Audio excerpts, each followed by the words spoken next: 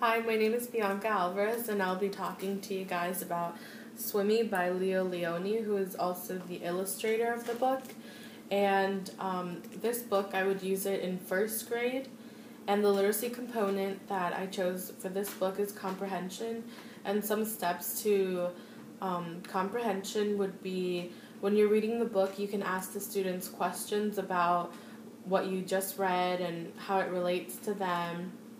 You can use this, you can help to check the comprehension by helping the students to make text-to-self connections, so they can think about if they, if the book relates to any of their experiences before, or anything that they have done or seen in the past. And also you can help them make text-to-text connections. So if any books that they have read share any of the similar characteristics as this book, or any of the similar events, they can relate to the book. And the Maryland State Standards that I chose for this book is the Reading Literature State Standard 1.3, which says, describe characters, settings, and major events in a story, and using key details. And also the Reading Literature State Standard 1.9, which states, compare and contrast adventures and experiences of characters and stories. And also the last standard that I chose was the Speaking and Listening Standard 1.2, which says, ask and answer questions about key details in a text, read aloud, or information presented orally or through other media. And also the types of questions that I would ask students before reading the book to activate prior knowledge would be, I would ask them what they think that the title stands for. Does it stand for a name of one of the characters, or is it an action that is described in the book? And I would also ask them to, I would open it up and I would ask them to look at the front cover, at the cover page. And I would ask them, you see a lot of red fish here, and then there's only one black fish, Why do you think there's only one black fish and there's a whole bunch of red fish in the front cover? And I think that would help to activate their prior knowledge and get them thinking more about, what the book is going to be about. So now I'm just going to read the book for you guys. And again, it's called Swimmy by Leo Lionni.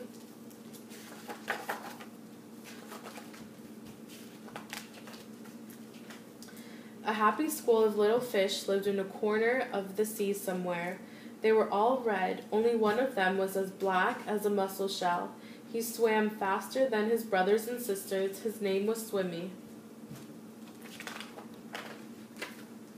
One bad day, a tuna fish, swift, fierce, and very hungry, came darting through the waves. In one gulp swallowed all of the little red fish. Only Swimmy escaped. He swam away in the deep, wet world. He was scared, lonely, and very sad. But the sea was full of wonderful creatures, and as he swam from marvel to marvel, Swimmy was happy again. He saw a Medusa made of rainbow jelly, a lobster who walked about like a water-moving machine, strange fish pulled by an invisible thread, a forest of seaweeds growing from sugar candy rocks, an eel whose tail was almost too far away to remember, and sea anemones who looked like pink palm trees swaying in the wind. Then, hidden in the dark shade of rocks and weeds, he saw a school of little fish, just like his own. Let's go and swim and play and see things, he said happily. We can't, said the little red fish. The big fish will eat us all. "But you can't just lie there," said Swimmy. "We must think of something." Swimmy thought and thought and thought. Then suddenly he said, "I have it. We are going to swim all together like the biggest fish in the sea." He taught them to swim close together, each in his own place. And when they had learned to swim like one giant fish, he said, "I'll be the eye." And so they swam in the cool morning water and in the midday sun and chased the big fish away. That's the end of the book. And then some considerations for English language learners would be to build background knowledge. So you may ask them, what is a school of fish, or what's a predator, so they know that, in the beginning you see that the tuna fish was a predator and he was eating all of the other fish, and then just the little black fish survived.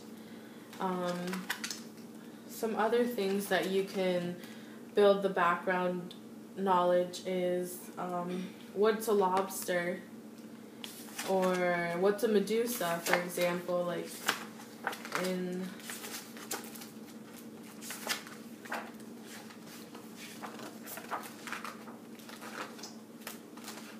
on this page you can ask them, what's a medusa, and what do you think a rainbow is, if they don't know, if they don't have that language yet. And also you can also teach them the vocabulary explicitly, so before you read the book you can make a word wall and say the definitions, or have pictures of what a medusa is or what a school of fish looks like. And also you can check their comprehension frequently, and you can do this by having them summarize in 3 sentences what they learned about the book, or what they think the key details of the book are. And if they can't write complete sentences, you can have them draw pictures of what they remember about the book and what the key details are as well. And lastly, an activity that you can do to help build teamwork, to help build an idea of what team is you can have the students stand in a circle, and everyone joins hands with someone else, but not with the person next to them, and they have to hold on. Each person has to hold 2 other people's hands, and then without letting go of anyone's hands, everyone must work together to untangle the knot, and they have to come apart without letting go of each other's hands. And that teaches everyone to work together and to communicate with other people. And yeah, so thank you. That's the end.